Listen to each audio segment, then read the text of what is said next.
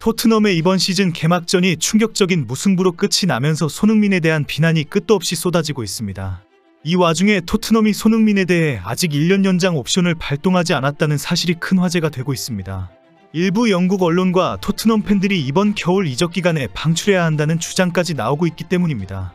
그동안 토트넘이 손흥민에게 1년 연장 옵션을 발동했고 손흥민이 여기에 동의했다는 보도가 많았습니다. 하지만 최근 개막전 무승부 이후에 아직 1년 연장 옵션을 발동을 하지 않았다는 사실이 알려졌습니다. 영국과 한국 언론 매체에서 일제히 토트넘이 1년 연장 옵션을 사용하지 않을 것이다라는 보도가 나오고 있습니다.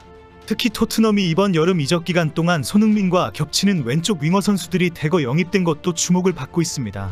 토트넘은 이번 여름 이적 기간 동안 마이키 무어, 양민혁, 오도베르 등 10대 윙어를 3명이나 영입했습니다. 손흥민과 같은 포지션에 유망하고 젊은 선수들이 대거 수혈되면서 손흥민의 미래는 불투명해졌다는 평가가 나오고 있습니다. 일각에서는 토트넘이 이번 겨울 손흥민과의 이별을 준비하고 있다는 분석이 나오고 있습니다.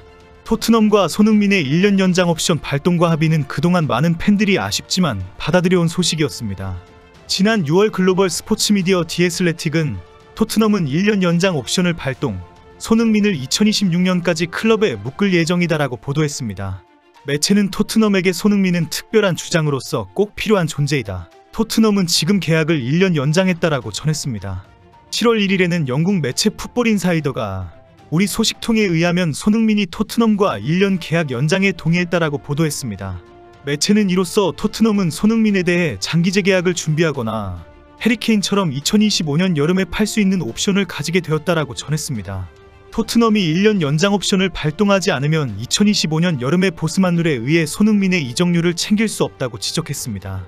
매체는 토트넘이 현재의 기량을 계속 펼치고 있는 손흥민을 잃는다는 것은 매우 위험한 상황일 수 있기 때문에 장기 재계약을 적극 검토할 것이다라고 전망했습니다. 하지만 이번 시즌 들어와서 첫 번째 경기인 레스터전이 충격적인 무승부를 하면서 이런 전망이 틀렸다는 것이 확인되는 분위기입니다. 최근에는 손흥민의 계약을 2026년 여름까지 연장하는 옵션을 토트넘이 발동할 것인지가 불확실해졌다는 보도가 쏟아지고 있습니다. 지난 시즌 말미부터 토트넘이 이 옵션을 실행할 것이라고 여러 영국 언론들이 예측했지만 새 시즌이 개막한 현재까지 옵션 발동에 대한 확실한 소식은 들려오지 않고 있기 때문입니다. 개막전에서 손흥민이 부진하면서 손흥민의 포지션에 유망주들을 기용해야 한다는 주문이 쏟아지고 있습니다. 실제 손흥민이 교체되고 새로운 젊은 윙어들이 놀라운 기량을 발휘한다면 손흥민과 토트넘의 동행은 이번 시즌 끝이 날 가능성이 높아졌다는 것입니다. 결국 오늘 밤 에버턴전이 손흥민에게 매우 중요하다는 지적이 나오는 이유입니다. 이미 많은 영국 언론과 토트넘 팬들은 손흥민이 이번 겨울 이적 기간에 방출될 수 있다는 전망을 쏟아내고 있습니다. 레비 회장과 포스텍이 이런 의도를 가지고 있으며 조만간 새로 영입한 젊은 윙어들을 손흥민과 교체 출전시킬 것이라는 전망까지 내놓고 있습니다. 토트넘이 1년 연장 옵션 발동조차 하지 않은 것이 잘한 결정이라는 평가도 많습니다. 손흥민을 매각하면서 최대한 많은 이적료를 받을 수 있는 방법이 이번 겨울 이적 기간 방출이라는 이유입니다. 짠돌이 레비 회장이라면 충분히 이런 머리를 굴릴 수 있다는 지적입니다. 이런 분위기를 잘 알고 있는 손흥민은 도대체 어떤 생각을 하고 있을까 상당히 궁금해집니다. 최근 손흥민은 영국 공영방송 BBC와 긴 인터뷰를 했습니다. 토트넘 주장 완장을 팔에 두르고 뛰었던 소감, 9번 포지션에서 뛰며 느꼈던 점, 토트넘에서 10년 동안 뛰며 남기고 싶은 유산 등 질문에 대답했습니다. 지난 시즌을 돌아보면서 손흥민은 정말 많은 걸 배울 수 있어서 좋았다. 프리미어리그 팀 주장이라는 건 책임감이 크다. 토트넘에서 젊은 선수들을 상대하는 건 힘든 일이었지만 한편으로는 즐거웠다. 주장은 정말 쉽지 않지만 난 여전히 배우고 있다라고 답했습니다. 해리케인 빈자리를 메우려고 뛰었던 9번 역할에 대한 질문에 손흥민은 정말 좋은 질문이라면서 프리미어리그에서는 다른 스타일 팀을 상대해야 한다. 특히 수비적인 팀을 상대할 때는 어려웠다. 저보다 훨씬 큰 중앙 수비수를 등지고 슈팅하는 건 정말 힘들었다. 사실 전 왼쪽에서 무언가 만들어내는 걸 선호한다. 수비수와 1대1 상황을 즐긴다. 그게 내 강점이라고 생각한다라고 말했습니다. 특히 지난 10년을 돌아보면서 10시즌 동안 정말 많은 것을 이뤘다고 생각한다. 팬들에게 엄청난 사랑을 받았다. 이미 말한 적이 있지만 난 토트넘에서 우승을 하고 싶다. 우승을 하려고 이 팀에 왔다. 만약 우승을 한다면 그때 날 레전드라고 부른다면 정말 행복할 것 같다. 그래서 이번 시즌은 정말 특별했으면 좋겠다라고 말했습니다. 손흥민은 지난 7월 한국을 떠나기 전 소니즈 커밍 행사에 참석했습니다. 당시 손흥민은 향후 행보와 결정을 미리 엿볼 수 있는 생각을 많이 말했습니다. 팀으로 돌아가서 프리시즌과 다음 시즌을 준비하면서 구단과 레비에게 던지는 확실한 의사를 밝힌 것입니다. 그동안 손흥민에 대한 많은 보도가 쏟아졌지만 손흥민은 흔들리지 않고 있다는 모습을 계속 보여주었습니다. 최근에도 손흥민의 계약과 관련해서 너무나 많은 보도가 있었습니다. 손흥민이 직접 너무 많은 추측성 보도가 쏟아져서 불편하다라고 토로할 정도였습니다.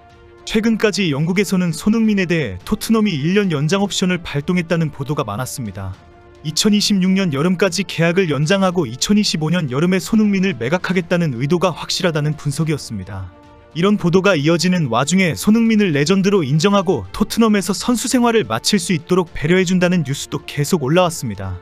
사실 이런 보도는 레비 회장이 받아들이기 쉽지 않은 주장인데도 손흥민의 토트넘 헌신 때문에 충분히 가능하다는 주장까지 나온 것입니다.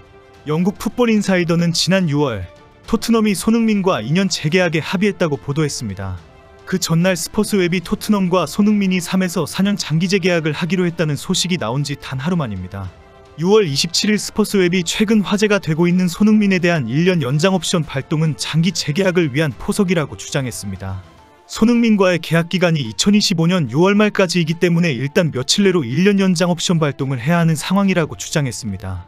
그리고 확인된 바에 의하면 토트넘은 이번 시즌이 시작하기 전에 다시 손흥민과 장기 재계약에 합의할 것이라고 전했습니다. 1년 연장 옵션 발동은 새로운 계약을 위한 협상을 하기 위한 필요 과정이라는 것입니다. 2024-25 시즌이 시작하기 전에 손흥민과 3에서 4년 재계약을 체결할 것이라고 주장했습니다. 이런 보도가 나오자마자 당시 많은 팬들이 만약 진짜 4년 계약을 하면 나이 때문에 1억 파운드의 가치는 뚝 떨어질 것이다 라고 지적했습니다. 그리고 다음날 28일 풋볼 인사이더가 과거 에버턴, 아스톤빌라 회장을 역임한 키스 와이네스의 주장을 보도한 것입니다. 와이네스는 레비와 상당한 절친이고 토트넘 구단에 자문을 제공하는 컨설팅 회사를 운영하고 있습니다. 와이네스는 토트넘과 손흥민은 임금을 인상한 새로운 2년 계약을 체결하기로 했다고 전했습니다. 그는 임금 인상 폭은 크지 않다. 손흥민은 꽤 부진한 시즌을 보냈음에도 여전히 1억 파운드의 가치가 있다라고 언급했습니다. 손흥민을 계약 만료 후 이적 시장에 내놓았을 경우 1억 파운드, 1747억 원을 받을 수가 있다는 지적입니다. 현재 손흥민은 하루하루 최선을 다하고 있는 모습이 보입니다. 때로는 아쉬운 경기도 있지만 솔직히 인정하고 다시 노력하겠다는 다짐도 합니다. 결과가 때로는 마음에 들지 않아도 스스로 믿고 항상 밝고 긍정적인 모습을 보여주는 손흥민이 자랑스럽습니다. 오늘 에버턴전에서 놀라운 기량으로 크게 기뻐하는 모습을 보여주기를 기대합니다.